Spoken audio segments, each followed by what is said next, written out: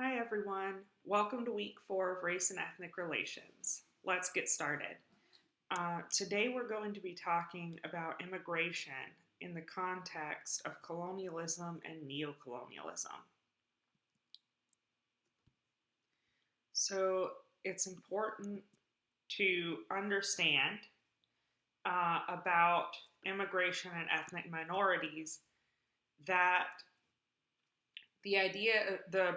the phenomenon of immigration and the idea of ethnic minorities exist in a context of power.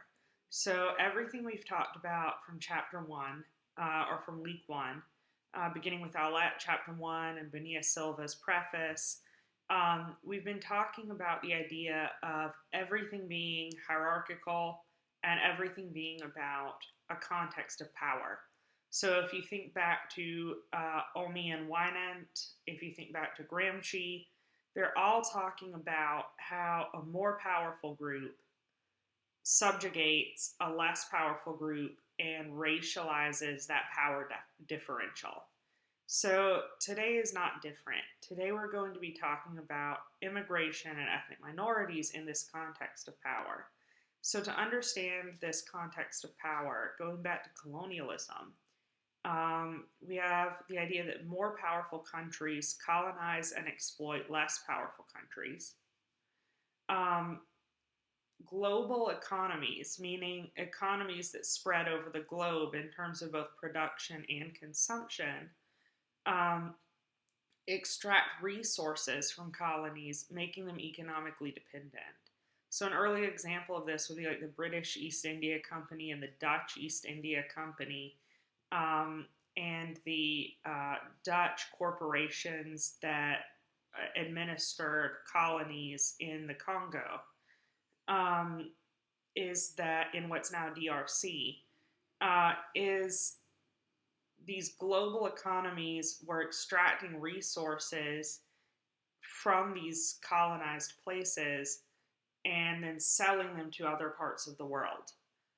So the Dutch were extracting gold, cocoa, and latex from what's now the Democratic Republic of the Congo, and were selling the products of those raw materials throughout Europe. Now we have an even more globalized economy where the people in what we'll come to call the global south, colonized and formerly colonized places, actually supply the raw materials for production, for industry, and then become the consumers of the goods produced. So we'll talk about that more later on when we talk about neocolonialism. But the idea is that these colonized economies become economically dependent on the global power. And now this is kind of a misperception, because it's not that they willingly become suppliers and choose to supply only to those economies. It's more that the colonizing force, the colonizing power, extracts their goods and makes them unable through force and coercion to sell anywhere else. And as a result, people from current and former colonies often move to colonizing nations for economic and social opportunities. So in the context of colonialism, colonizers don't just import, mining equipment and farming equipment and other such, mechanisms of industry. They also import government. They also import culture. They also import legal standards. They also import aesthetics and religion and tastes. So the colonized folks come to identify, not necessarily willingly, but come to identify with the colonizing force. So there are entire regions of Africa where French is a first language.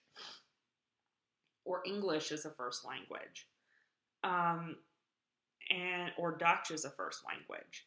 So there are regions where those languages have been taught, where uh, European religions have been taught, where European culture has been taught, where preferences are for things that Europeans imported. So when economic opportunities dry up because they've been destroyed in your home country, you may think to yourself, well, there are no other opportunities for me in the region of my nation, or in my nation, or in the surrounding region where I can go for opportunity. But I speak the language, I practice the religion, and I am familiar with the culture of the former colonizer. So I could go to that place and know how to live. And that's a common strategy. So we're going to talk about some phenomena surrounding immigration and how it's historically worked, and then we're going to move into discussion of contemporary colonialism. So early in the imperial age, when European powers were creating empires around the world, and it's important to recognize other cultures were other, powers were also creating empires. Specifically, we'll talk about the Japanese Empire. Um, but during the age of empire building, colonizers often forced, coerced, or incentivized people from one part of the empire to immigrate to another part of the empire for specific reasons. For example, Sikhs from India were brought to Hong Kong to serve as police forces, and Malaysians were brought to Hong Kong to do specific kinds of trade. Um, People from Northern Africa were brought to South Africa to do specific kinds of administrative work. And these immigrants served as intermediaries between colonizers and the colonized. So they would be set up essentially to fill a role that the locals, the powerful colonizer didn't want the locals to have access to, but thought was beneath them. So, for example, serving as police.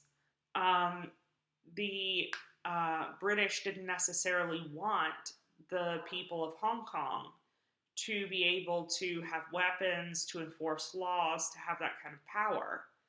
But they didn't have the resources or the interest in policing the local population themselves. They thought it was beneath them. So they brought in Sikhs from northern India to do the work, to serve as intermediaries of power between the colonizer and the colonized.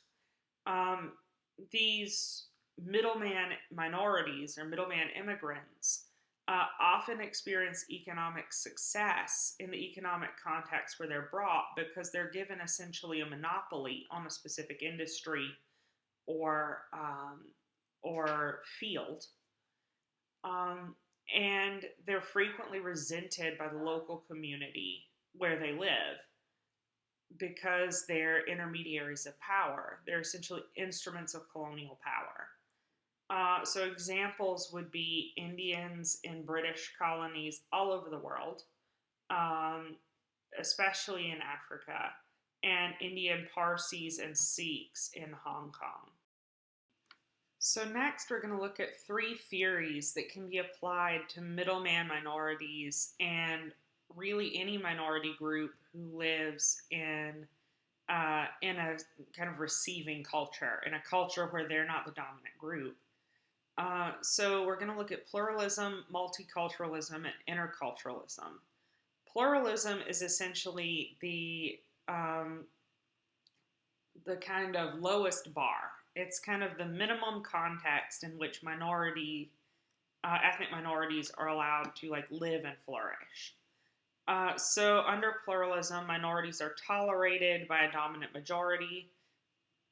And here, majority means a cultural majority, not a numerical majority. So, a cultural majority could actually be a numerical minority, as in the case of Afrikaners in South Africa.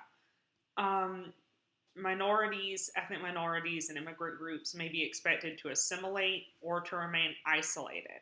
So, we can see this in kind of big cities where we have like a Chinatown and a Koreatown and a Little Italy, that are historically, um, immigrant or minority neighborhoods where the cultural practices are specific to the group who lives there, um, but they're not expected to kind of take that culture outside of their neighborhoods.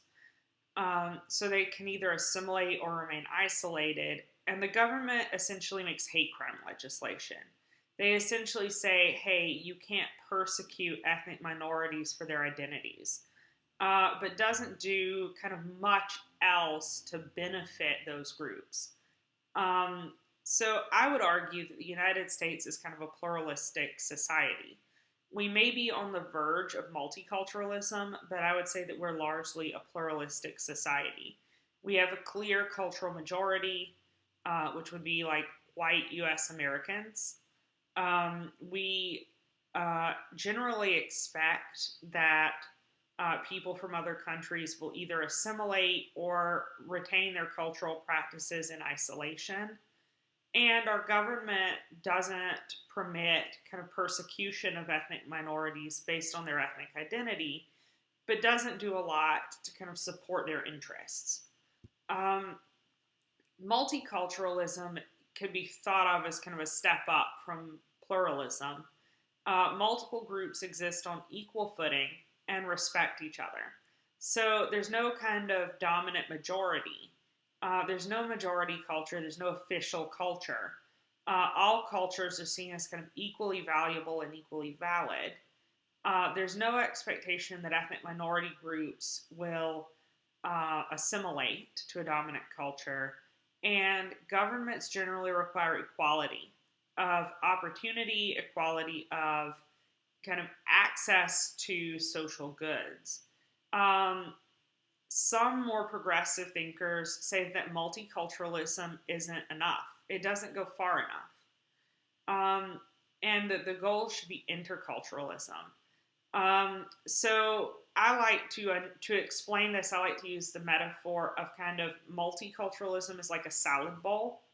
Everything is mixed in together. Everything is kind of equally good and equally delicious, and we respect every component, but they don't meld together. Where interculturalism is truly a melting pot. Interculturalism is like a sauce. You put in all the components and you can no longer sort out what's kind of the oil and what's kind of the flour and what's kind of the salt, right? Everything just kind of melds together to form one substance. Interculturalism is a model in which multiple groups exist together as equals in shared spaces. Um, and groups share and influence one another's culture. So,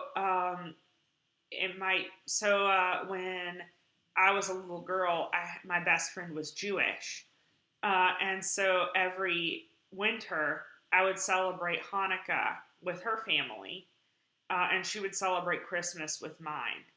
And then I would celebrate Passover with her family. And my family, she didn't really celebrate Easter, but we would give her an Easter basket, and like do Easter stuff with her. Um, and like I attended her bat mitzvah, she attended my baptism. It was really nice.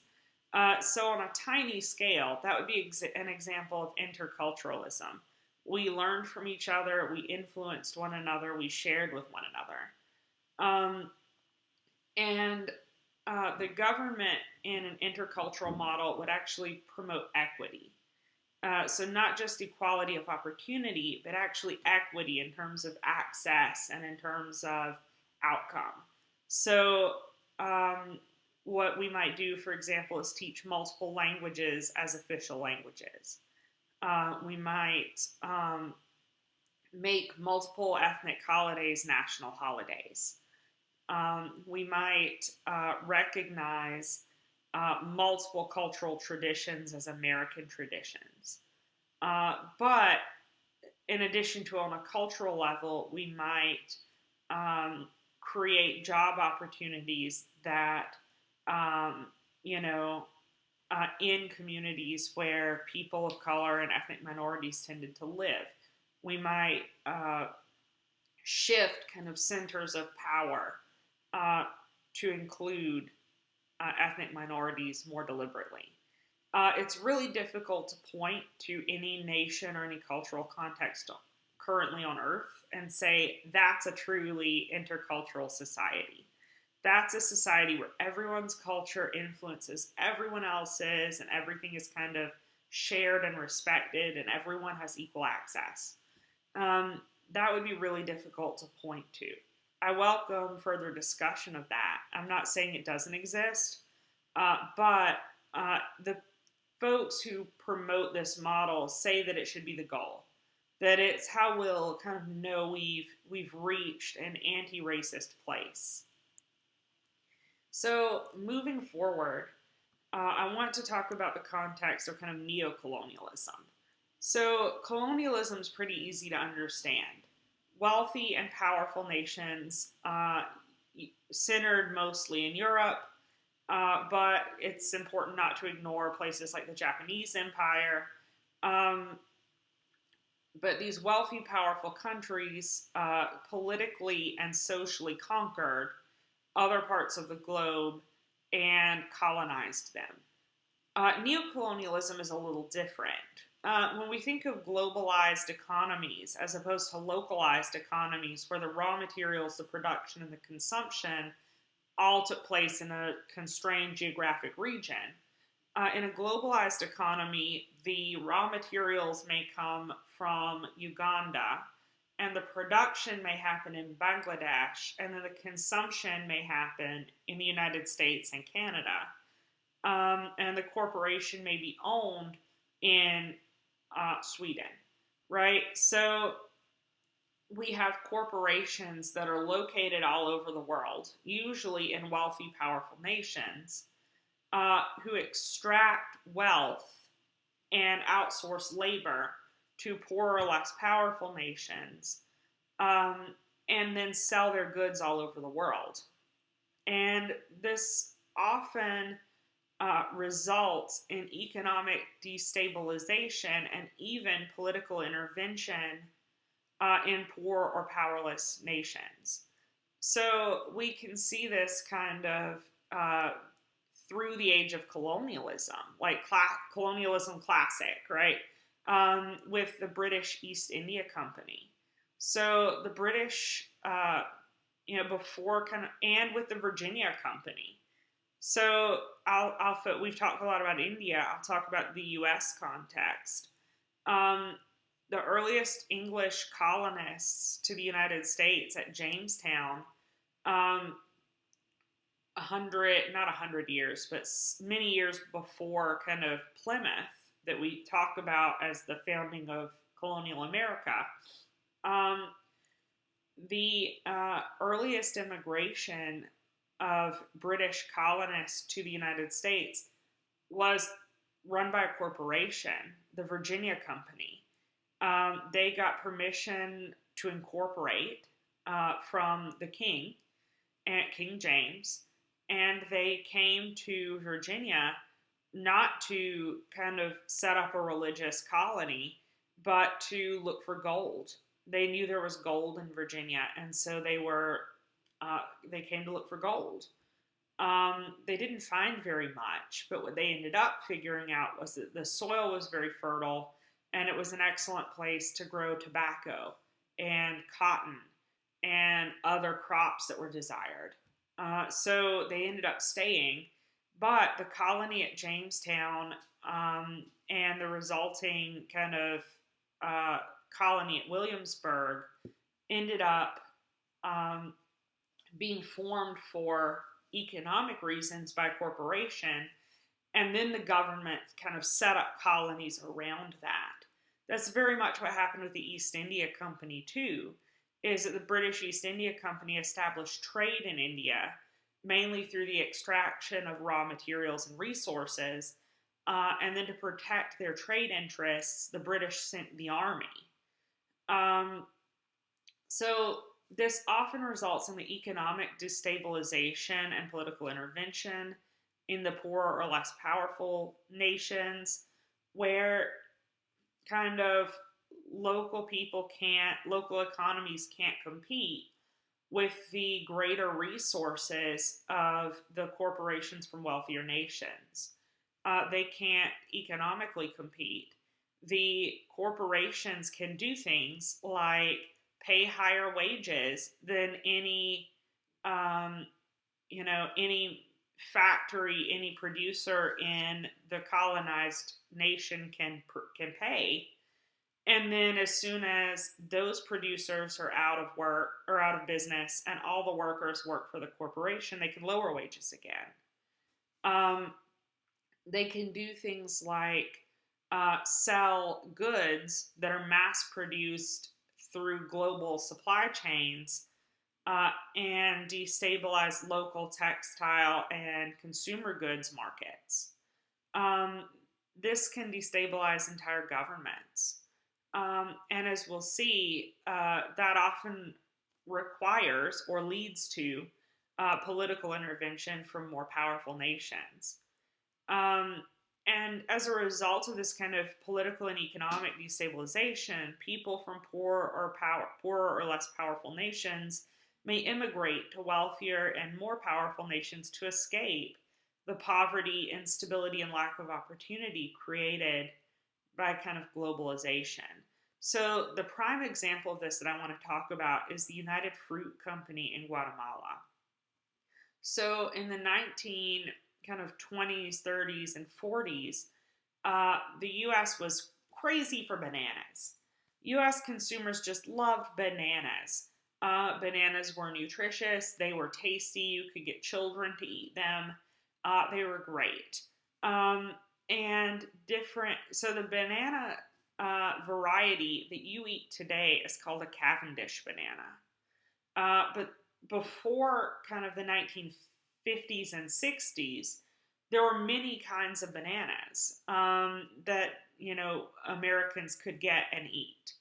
Um, the U.S. cannot produce bananas except in Hawaii, where bananas will grow, but Hawaii wasn't a state yet. The U.S. couldn't grow bananas, and so the United Fruit Company wanted to grow and import bananas. So they started by purchasing bananas from countries in South America and the Caribbean and importing them. Then they realized that land in South and Central America was pretty cheap, and they could actually buy banana plantations and integrate their supply chain. So what they did was they bought large swaths of land in Guatemala and surrounding economies, but we're going to talk about Guatemala um, and surrounding economies, surrounding nations, um, and they produced the fruit using local labor, indigenous labor, and then they bought the fruit from themselves. They essentially owned the fruit because they owned the plantation, and then they didn't have to pay a markup for it. They could basically get it wholesale or get it from themselves. So they sold it in the United States. Um, well, this was a fine model, perhaps. It actually, it created a lot of local jobs. They weren't the best paying jobs. And the local workers didn't have the same rights as American workers working for an American company in America. Um, and because they worked for a U.S. corporation, they didn't have the same labor rights they would have had in the local economy. Um, but they generally, weren't too angry about it. But then a blight happened to the fruit. Like the bananas that had been grown, the main variety of banana that had been grown in Guatemala, developed a blight. I want to say it was called the Panama Blight. Um, and suddenly, a third of the plantations were fallow, meaning they couldn't be farmed because of the blight. And so all this land had basically been bought up, was off limits to local farmers and growers, and was useless, couldn't be used, and all those jobs just went away. Well, this didn't really hurt United Fruit. United Fruit just went to neighboring countries and set up plantations and began to rely more heavily on plantations in other parts of the world that interestingly grew Cavendish bananas, the kind we eat now. They're resistant to the Panama blight, and so we eat those now. But so this massively devastated the economy of Guatemala and actually led to a rebellion, to an uprising, and a military coup. Well, the person put installed into power through the coup basically said, okay, we overthrew the government, but now I need to step aside and we need to have democratic elections. Guatemala to that point had been a dictatorship. Um, and so United Fruit was able to deal more or less directly with the dictator. But after the coup and the dictator was put down, they called for the coup leaders essentially called for free and fair democratic elections and stepped down from power and administered elections. Someone completely different was elected to power, not the coup leader, and immediately began trying to negotiate with United Fruit for the return of fallow land and the compensation of farmers who'd been displaced, and for a new contract, essentially. United Fruit didn't find these terms favorable at all, and so they appealed to the United States government to protect their interests, and this happened in like 1954, and it became kind of declassified in the 1970s that what happened next is that the CIA trained soldiers and funded an overthrow of the democratically elected government in Guatemala.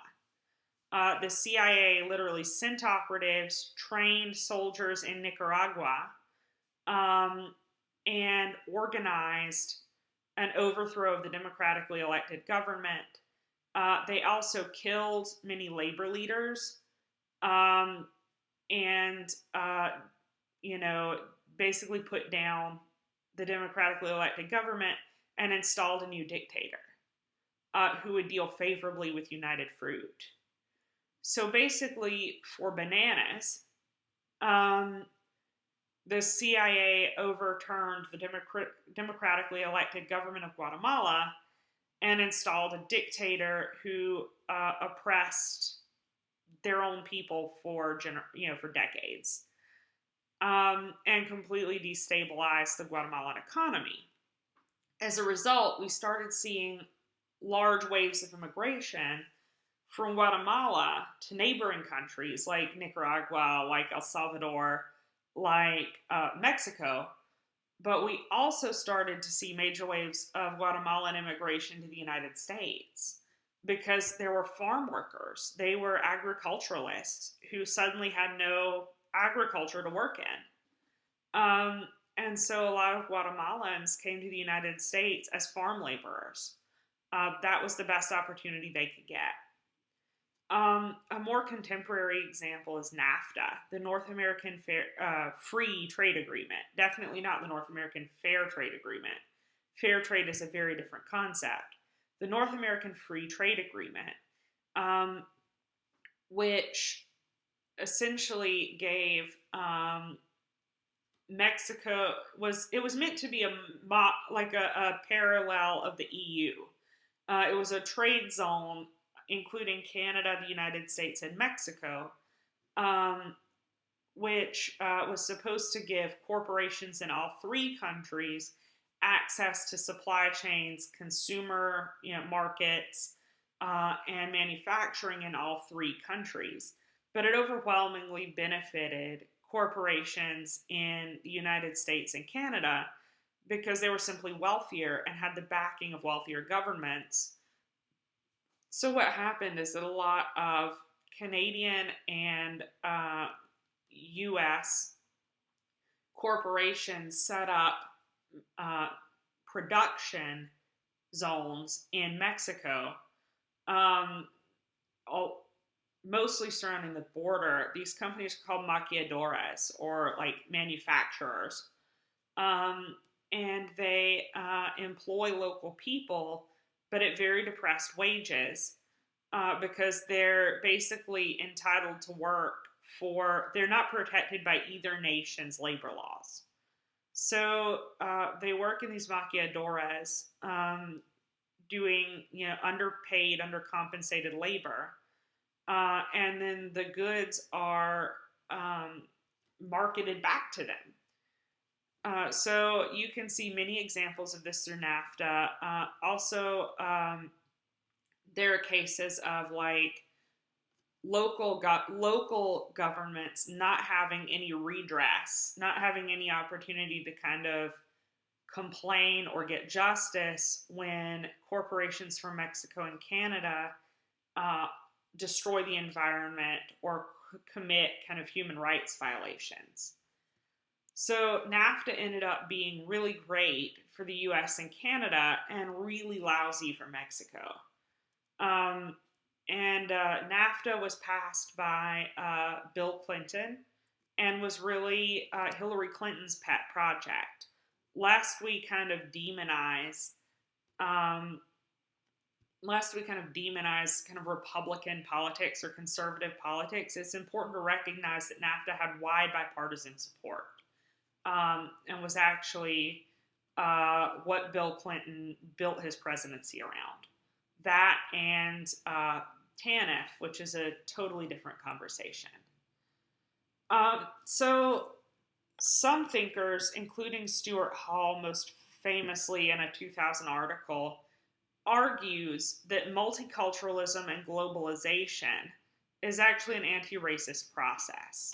He argues that through neocolonialism and global economies, cultural practices and norms of powerful nations spread across the globe, um, through migration of people, the resulting, from the devastated economies, through the migration of people from what Stuart Hall calls subaltern, which means oppressed or subordinated countries.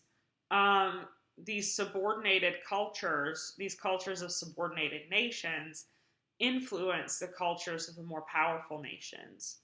And culture becomes democratized and racism is reduced. So we can discuss whether this process of multiculturalism resulting from globalization is actually an anti-racist practice. I would argue that going back to the idea of power differentials, it's really not. That culture doesn't become democratized so much as wealthier nations' cultures are exported and imposed on other cultures. So this has been my argument has been kind of summarized as colonial mentality by other better thinkers. Colonial mentality is the internalized belief about white or European superiority held by colonized people and communities. So as kind of global northern cultures, European cultures, white American culture, become exported to what Stuart Hall would call subaltern or subordinated nations, um, those communities, those cultures develop preferences for white or European material culture, for white or European ideals and ideologies, um, and for white European beauty standards, languages, and religion. So basically, because of the power dynamic at play, culture's truly not democratized, it's colonized. So for more like reading on this, you can read Frantz Fanon, Fanon. I'm a terrible speller, but I believe that's right. Frantz Fanon, who was from Martinique and was a person of African descent from Martinique. Um, and he wrote two works that I think are relevant here. One is called The Wretched of the Earth, and one is called Black Skin, White Masks. And it's about the adoption of preferences for all things white and European by the colonized non-white folks of the rest of the world. So um, this is kind of colonial mentality, and I think it provides an interesting kind of counterpoint to the idea that globalization is democratizing. So, shifting gears from immigration, I want to talk about the idea of monoethnicity, ethno-nationalism, and as an example, the Shoah. Which is the Hebrew word meaning great devastation or great catastrophe. But we typically call it the Holocaust. We'll talk about why the author of your textbook and why I'm choosing to use the word Shoah instead.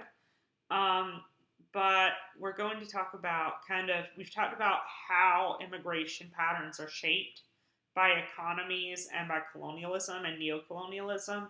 Now, we will talk about kind of what happens once multiple ethnic groups exist in a societal context.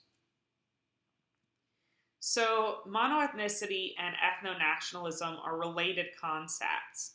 So, I'm going to try to differentiate them from each other, but you should understand that they're often overlapping. So what it wouldn't make sense to do is look at a given culture and say, does this culture exhibit monoethnicity or does it exhibit ethno-nationalism?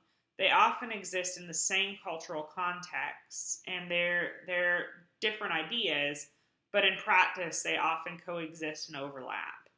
So monoethnicity is the inaccurate belief that a society has only one shared ethnicity. So I emphasize that this is an inaccurate belief because we can't point to any society in the world today that indeed has a monoethnicity. In a quote-unquote monoethnic society, the dominant ethnic group generally holds all the political and social power over other groups, and non-dominant ethnic groups are generally expected or forced to assimilate to the dominant culture. So, an example of this that your book talks about is the idea of Nihonshiran, or Japanese-ness, in Japan, to the exclusion of kind of the indigenous minorities and immigrant minorities. But we can also see it in China with the Han Chinese. We can also see it in France with the idea of Frenchness and what it means to be French. So the French, for example, have a national kind of college that defines the French language. French parents are discouraged from giving their children names that are not traditionally French. And this may sound kind of silly, what I'm about to say, but I think it really emphasizes the kind of ingrainedness of the idea of Frenchness. In the mid-2000s, Blake Lively was chosen as the spokesmodel for, I want to say, Chanel. And there was public outcry because Chanel was a French company and Blake Lively was blonde. And blondness is not French. French women have brown hair and brown eyes, and are not blonde and blue eyed. And to have kind of a blue eyed blonde American as a spokesmodel for Chanel was not at all okay. She was on the cover of French Vogue, and that issue simply did not sell in France. People did not like that a blue eyed blonde American was the spokesmodel for a French company and didn't buy it. So I believe now the spokesmodel for Chanel is Kristen Stewart, also an American, but brown haired and brown eyed. So this idea of, monoethnicity defining a culture, and everyone in the culture having the same ethnicity isn't specific to Japan. But we have the related concept of ethno-nationalism, the belief that a nation, that is a nation state, is defined by a shared ethnicity, and that only members of the dominant ethnic group are true citizens of the nation state. Non-dominant groups are often persecuted and marginalized under ethno-nationalism. We talk about Germany and the Shoah as the clearest example of ethno-nationalism, but I would point out that this is very much what the United States has done throughout much of our history, especially with the marginalization of Indigenous Americans and the genocide of Indigenous Americans, but including with other ethnic groups. There are elements of monoethnicity, the idea that everyone should assimilate to dominant white American culture, but also that only members of the dominant ethnic group are, quote, true Americans. And I don't think that ethno-nationalism has historically, or for all of our history, has been the dominant kind of model for the United States, but you can see elements of it throughout our history. And we'll talk about that more in a moment. So I want to talk about elements of ethno-nationalism in the United States. Not to argue that the United States is on a par with Nazi Germany in terms of ethno-nationalism, but that there have been ethno-nationalist elements to our history. So I'm going to focus on Asian immigration in the United States because that plays in neatly with the model minority argument, the model minority myth that we read from Chow and Fagan. So I've provided this little timeline, and I'm going to talk through it in terms of how Asian immigration was treated in the United States. So in the 1820s and 30s, there were not many Asian immigrants to the United States. But in the 1840s, with the gold rush in California, California was actually not that far a voyage from China and Japan. And Chinese and Japanese immigrants got the idea that there was a lot of gold to be had in the United States. There was already some Chinese and Japanese immigration to California. And with the gold rush, there was large-scale Chinese and some Japanese immigration to the United States. They were Chinese and Japanese immigrants at this time were almost entirely men, because they were coming to work as miners, hoping to kind of establish a fortune in gold, and then go home. The West was predominantly kind of mining towns, and it was not considered a place for women and children. So it was mostly men who came to work as miners. And they often ended up most people who came to stake a claim, and the gold rush didn't make much money. So they often ended up laboring in other more successful mines and kind of working as miners, but it still paid off pretty well. Um, but you have an entire Chinese community in the United States now, including like Chinatowns, Chinese neighborhoods, Chinese gold camps, um, with no women. So they started bringing over kind of prostitutes from China, um, who worked, and prostitution at the time was not in itself a crime. There were many prostitutes. Brothels grew up all around the gold rush towns.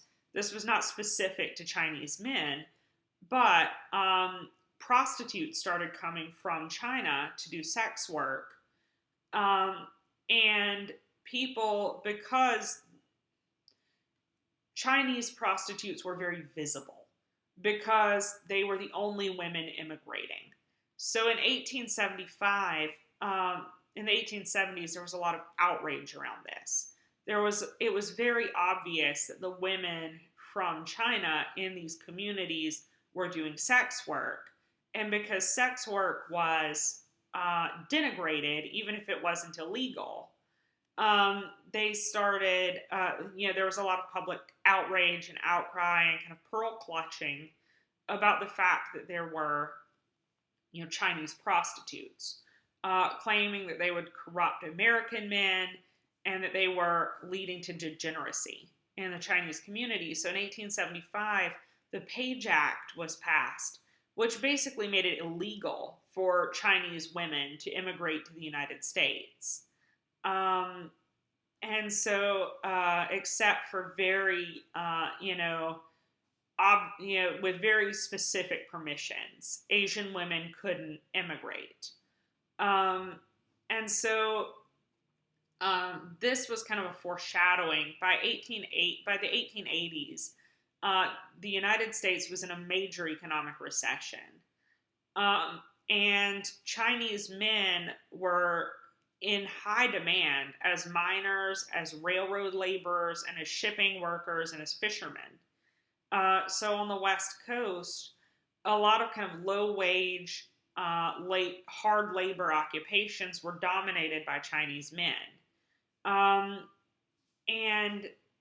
so this narrative grew up that we now call like the Yellow Scare or the Yellow Panic, where all these myths started to emerge around Chinese men. On the one hand, that they were hyper masculine because they did all these hard labor occupations, that they were like muscular, super manly brutes who would like harm American women, take your girl. But also that they were morally degenerate because they practiced Chinese religion. They weren't Christian to any large extent. They didn't generally speak English. They worked in their own networks. And because they did feminine tasks for themselves, like cooking, cleaning, laundry, etc. And so, but really, this was a way to kind of other Chinese people and socially and psychically distance Chinese people from Americanness, as an excuse to kind of vilify them for taking American jobs. So by 1882, we had the Chinese Exclusion Act, which prevented people from China immigrating to the United States at all. The argument was white men couldn't compete with newly freed slaves and Chinese men as labor. And at this point, Chinese immigration was not localized to the West Coast anymore. You had large-scale Chinese immigration in, for example, Louisiana, Mississippi, and the rest of the Gulf Coast, working in fishing industries and shipping industries. You had large-scale Chinese immigration in New York, working in manufacturing. So And wherever the railroad went, Chinese workers went. So they were becoming a more visible group on a national scale. And so they were an easy target for like immigrant threat.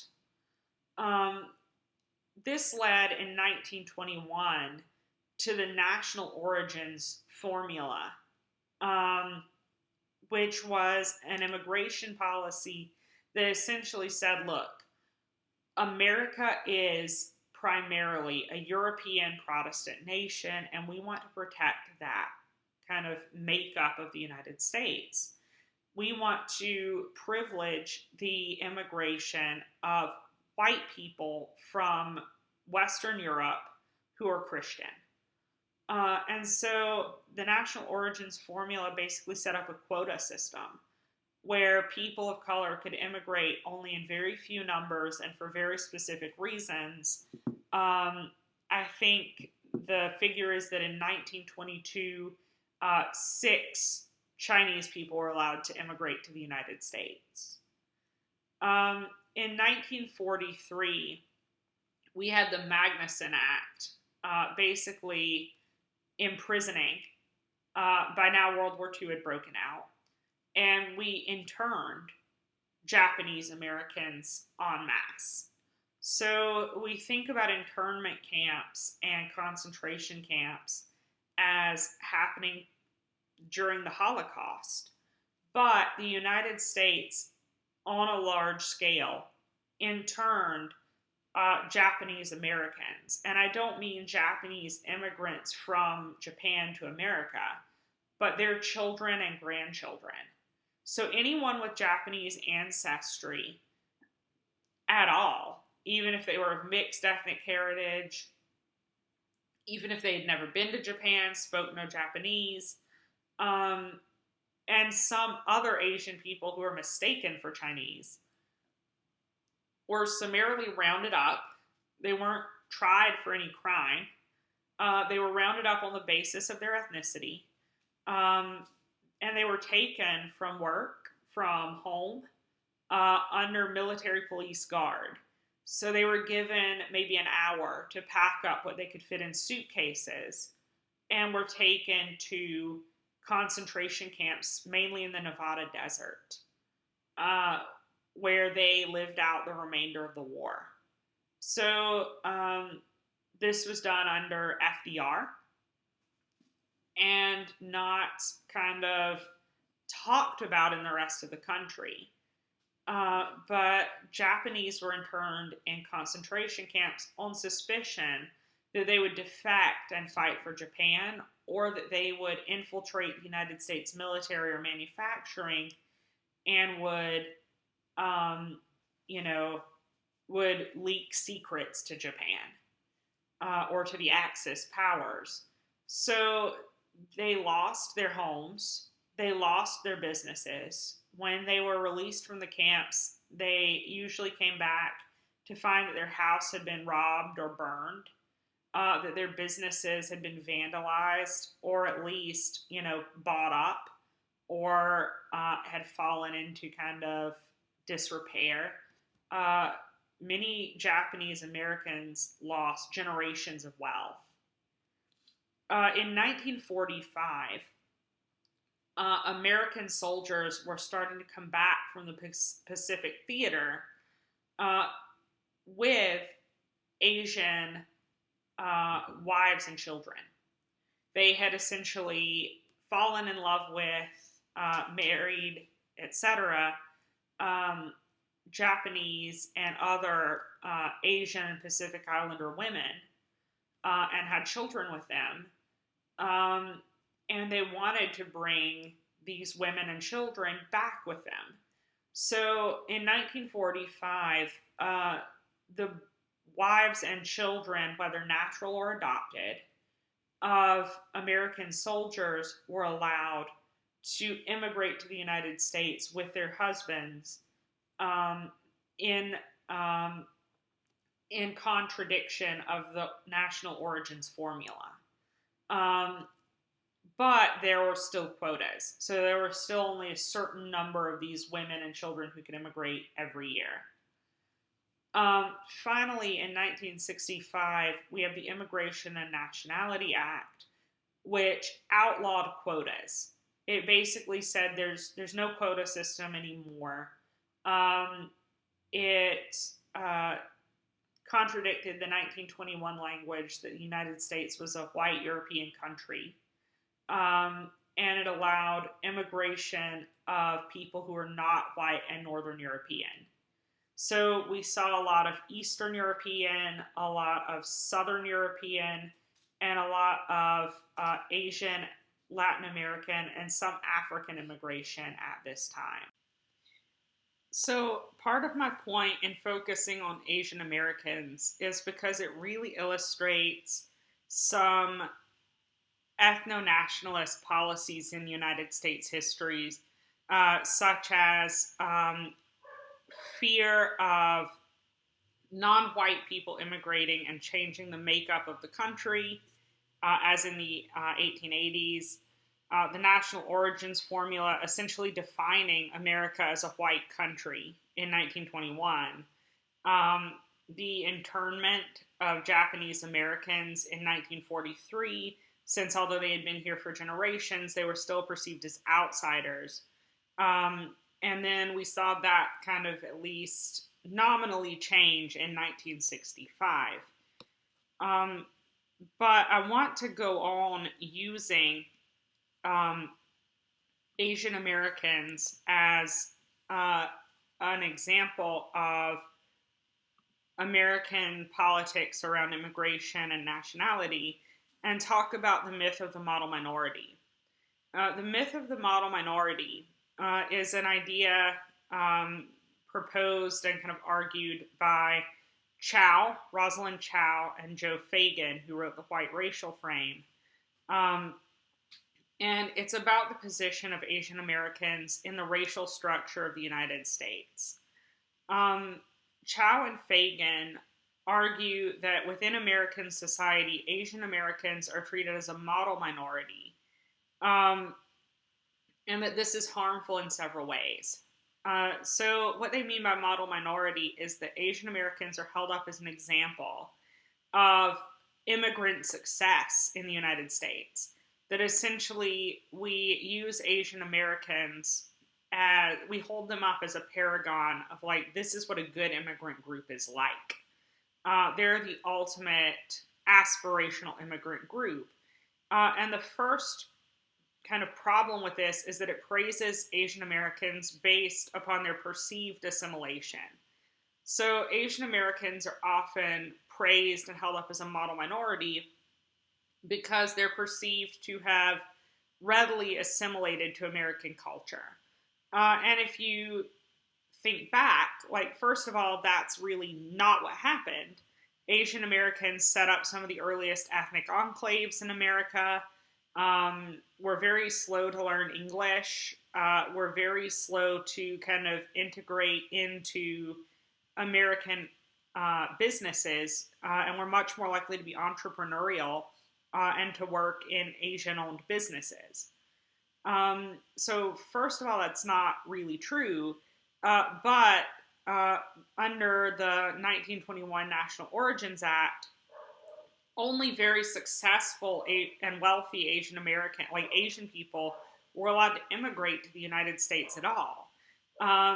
And one of the few ways to be allowed to immigrate was if you already spoke English, if you already had a high degree of education, and if you wanted to own a business or work in an underserved field. So essentially, we legislated that only highly successful, highly assimilated Asian Americans could immigrate for 100 years. And then we basically said, look, they came here and they assimilated, when in fact what we have is a selection effect. It also treats Asian Americans as a monolith, as one group, ignoring diversity among Asian Americans. So while Asian Americans generally came to the United States, under these different pieces of legislation, either through careful selection or, through kind of very early waves of immigration before these laws were passed, many Asian Americans came to the United States as refugees and asylum seekers. They came to seek refuge from the Vietnam War, from the Khmer Rouge in Cambodia, um, from religious persecution in Burma, Myanmar. Um, and they immigrated through U.S. military involvement in the Philippines and Guam. Um, so we have, all these different Asian American groups from very different parts of the world, that we have lumped together as Asian when some are Guamian, some are Filipino, some are Indonesian, some are Cambodian, some are Burmese, um, and some are Lao from Laotia.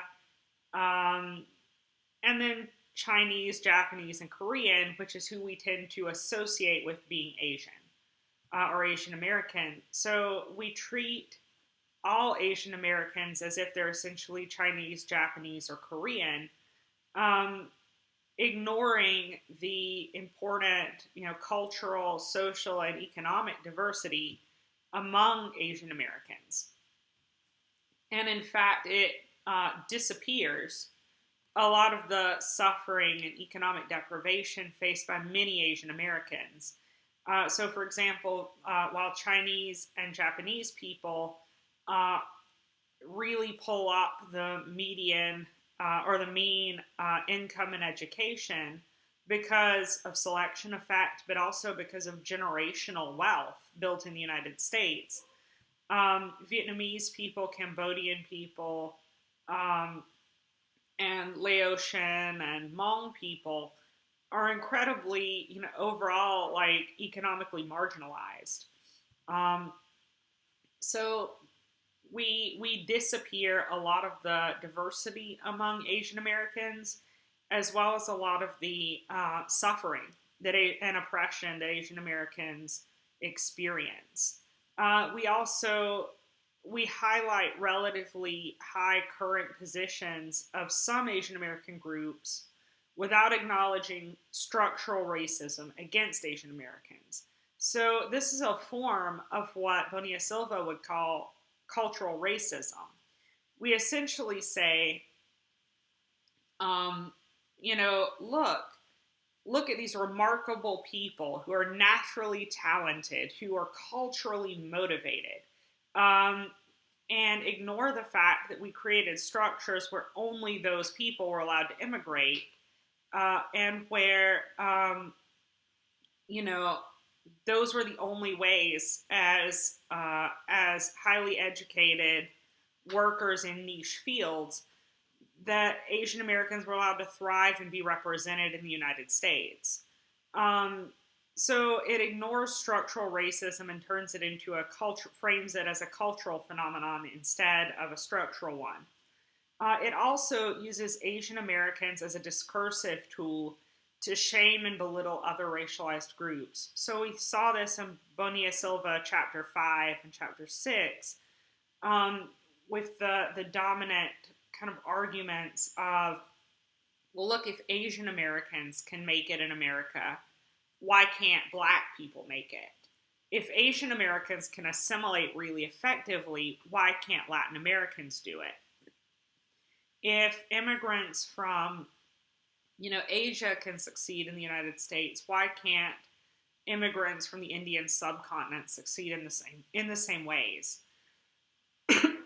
And again, this really belies the kind of racial structure in which Asian Americans exist in the United States. So the myth of the model minority really neatly brings into contemporary American terms the kind of colonialism, neocolonialism, and globalization that's been happening around the world for centuries, and has really shaped modern immigration patterns and cultural frameworks for how ethnic minorities are treated. So that really concludes our lecture for today. and some questions I want you to consider. I want you to think about whether multiculturalism is an anti-racist idea, as Stuart Hall argues, or whether it falls short of achieving equity, as many contemporary scholars claim. I'd like you to also think about how global power relations continue to shape immigration patterns. As we see kind of economic and political conflicts around the world, how is that shaping immigration now? And what are some signs of current ethno nationalist sentiments or feelings in the United States? I'm not asking you to consider whether the United States is an ethno nationalist state or white ethno state. But what are some signs that there are people in the United States who think and feel that way? Um, and, what are they basing their claims on? So I'd like you to think of those things for our discussion on Thursday. And I'm going to leave off here. I hope everyone has a great day.